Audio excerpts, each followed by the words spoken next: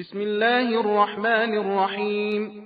تبارك الذي نزل الفرقان على عبده ليكون للعالمين نذيرا. الذي له ملك السماوات والأرض ولم يتخذ ولدا ولم يكن له شريك في الملك وخلق كل شيء فقدره تقديرا. واتخذوا من دونه آلهة لا يخلقون شيئا وهم يخلقون ولا يملكون لأنفسهم ضرا ولا نفعا ولا يملكون موتا ولا حياة ولا نشورا. وقال الذين كفروا إن هذا إلا إفك افتراه وأعانه عليه قوم آخرون فقد جاءوا ظلما وزورا. وقالوا أساطير الأولين اكتتبها فهي تملى عليه بكرة وأصيلا. قل أنزله الذي يعلم السر في السماوات والأرض إنه كان غفورا رحيما.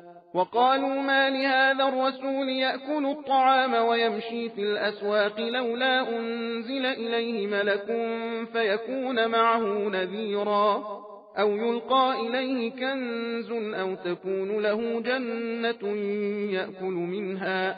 وقال الظالمون إن تتبعون إلا رجلا مسحورا. انظر كيف ضربوا لك الأمثال فضلوا فلا يستطيعون سبيلا. تبارك الذي إن شاء جعل لك خيرا من ذلك جنات تجري من تحتها الأنهار ويجعل لك قصورا.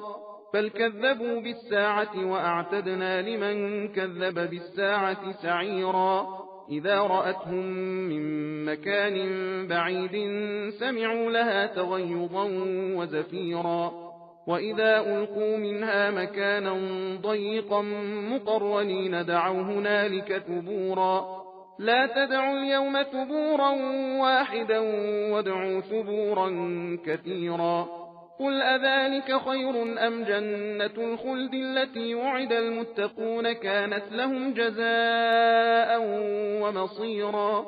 لهم فيها ما يشاءون خالدين كان على ربك وعدا مسئولا.